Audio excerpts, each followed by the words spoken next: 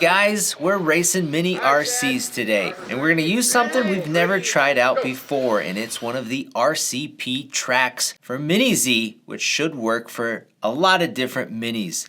Now these things are super cool because it's a complete track package in the box, and then it requires no tools or any extra materials to assemble. It's really actually easy to assemble. It just takes some time to get it done. Now the cool thing about these tracks is that they're made from heavy duty, durable foam material that you can use indoor and outdoor, and they're great for small spaces. That you can use this thing in your garage, in your backyard patio. They're really versatile for mini racing. Now what we're using today is we have two of the wide L tracks, which is a 50 centimeter wide track because there are 30 centimeter tracks too, which are just a little bit more narrow. Now these tracks are made with interlocking flat squares that is the main surface, and they all kind of connect together like a Lego system almost, and these squares are two-sided where one side is smoother and the other is rougher, and we're using the smoother side. Now because these all interlock together, they're really easy to install and tear down. They're easy to expand, and there's actually expansion packs that you can buy, and they're easy to change out the layout if you want to do something different. Another cool thing about these tracks is that they have these foam side rails, and the foam side rails are again heavy duty foam. It feels like it's the same material as the flat squares,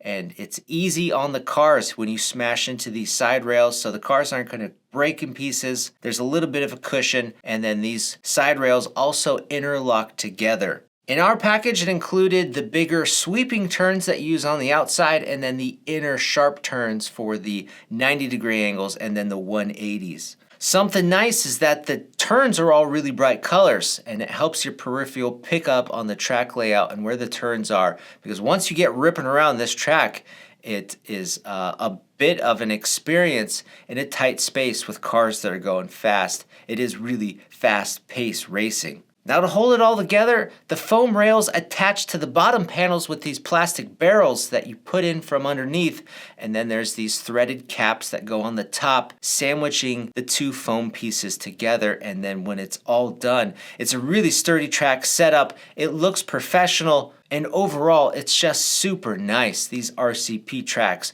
are just really high quality. They're kind of expensive, but there's a reason for it, and they feel like they're gonna last quite a while. Now, our wide L track, it also included the finish line, and it had these rounded out bumper pieces that you can put wherever you want, and then there was a couple of side rails that had logos on them. And of course, you can put these pieces wherever you want when you assemble the track. Now, one of the cool things about these tracks is that there are several different track types to choose from in the wider 50 and then the narrow 30 centimeter widths. And then there's expansion packs to add on to it, and then you can make whatever you want out of that. With the L track that we chose, it seems like a good way to go price-wise and for the pieces that you're gonna get. And then we chose two of those L tracks though to get even more pieces. And there's so many different track layouts and configurations you can make with that. It seemed like a really nice way to go, especially if you wanna start with one L track and then maybe buy a second down the road. Now something cool is this forum. It's called saltlakeminiz.com, and they show you all the different track layout combinations that you can make from mild to wild. And with our two L tracks, these are all the options you can do. So pretty impressive track system that you can have as small or big as you want and have space for. That also looks super pro and should hold up for a long time, and you can use it indoor and outdoor. So that's what we're using to race our minis, and we installed it inside our RC track facility here in Chico, California. And having the mini track on the big carpet track is just kind of a really cool experience. So for racing, we have quite a few different cars to try out. The first are these Carrera 1/50th scale Nintendo cars, and they have quite a few different characters to choose from. They're ready to run. The cars come with a LiPo, and there's a USB charger included, and everything's included that you need They're all officially licensed and they cost about 35 to 45 bucks depending on what character you want. And the car sits in the little carrying case in the transmitter, and then it has a little hook on there where you can attach it onto your belt. So they're really inexpensive, a lot of fun. You can play with these on your tabletop or anywhere. They look cool too if you just want to collect them. So next we have one of the new SR27s from Team Associated.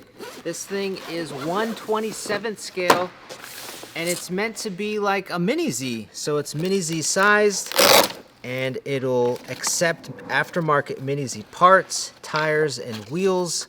It uses a Lexan body though. It's rear wheel drive with a rear motor or mid motor setup. It uses body clips with body posts that are adjustable. It still looks pretty good, and it's got an adjustable width and wheelbase, and then it uses AAAs. These only cost about 120 bucks and requires batteries, or you can get the combo with the batteries and the charger for about 140. And they include this cool looking carrying case that holds everything, and it's pretty heavy duty. It's kind of a nice little setup. We also have a Mini-Z. This is the MA020, which is an all-wheel drive car, but you can see it's about the same size as the SR27. They both use ball bearings, but the Mini-Zs use Phillips screws where the SR uses hex screws, so that's one nice thing about that. But this thing has two differentials, front and rear. It doesn't have body clips, and it uses this hard plastic body, which is officially licensed. It looks really scale with lots of nice details, and the body and aesthetics look really nice on this thing. It costs quite a bit more.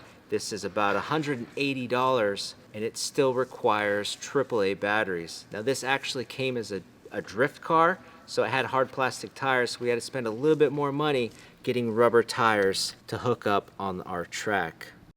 And then the last cars we're going to try to drive are these Micro-Bs from Losi. This is a 1/24th scale mini two-wheel drive buggy that's a race buggy that's normally 10th scale in size, and they just shrunk it down into this micro form, and it is absolutely awesome. It's got an aluminum chassis, oil-filled shocks. It uses a rear differential. It comes ready to run, and it includes everything that you need for $99, including the battery and the charger, and it's probably one of the best micros that you can buy for the price. Alright, you guys ready? So we accidentally have our audio too low here to hear it, but we raced the Carrera Nintendo cars first, and they're so small that they make the track feel a lot bigger than it is because you just have so much space. And these cars aren't super fast, as you can see. It's not a fast-paced style of racing, but it was still pretty challenging. The cars are fun to race, and all of them had the steering trim off a little bit. But they do turn on a dime. You can adjust the steering trim mechanically on the bottom of the car. There's a little dial that you turn, and it doesn't end up perfect, but we made it work. Now our drivers that we have are people with different levels of driving skill. So some people did all right with these cars, and some people struggled a little bit, as you can probably tell. We ended up racing these for quite a while, trading off the transmitters so everybody around could get a try of them. So you're just seeing a little snippet of everything that took place here. But overall, these things are really fun and challenging, and you can race them almost anywhere. You don't need a track. You can do it on your dining room table, and for only $40, they're actually really cool. All right. On your marks, get set. Beep. Next, we're racing the Mini-Z and the SR27, and we have a second blue Mini-Z. It's the same chassis as our Hellcat, but it's got a blue Civic body on it. And we also had to take off its drift tires to put on rubber. Now sadly, our red Hellcat Mini-Z was left in training mode, which is how it comes out of the box, so it was slower than the blue Civic. We didn't realize it. We later figured it out because we were like, what the heck, why is this thing so much slower? The blue Civic was really fast.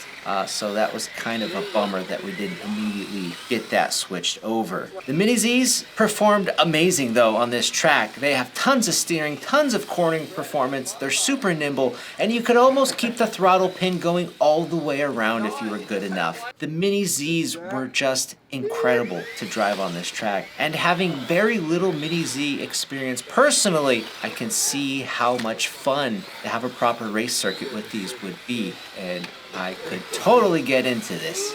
Now the SR27 didn't perform quite as well as the Mini-Z. It probably needed better racing tires. These are just the stock tires that it came with. And the SR27's only two-wheel drive. It's not a real good direct comparison with the all-wheel drive Mini-Z. I think the SR27 has a lot of room for growth and potential, but these all-wheel drive Mini-Zs were where it's at.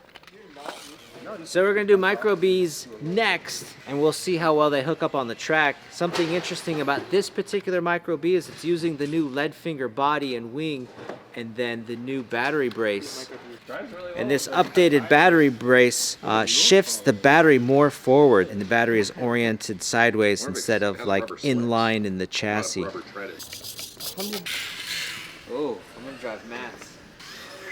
Oh, let's hear that screech.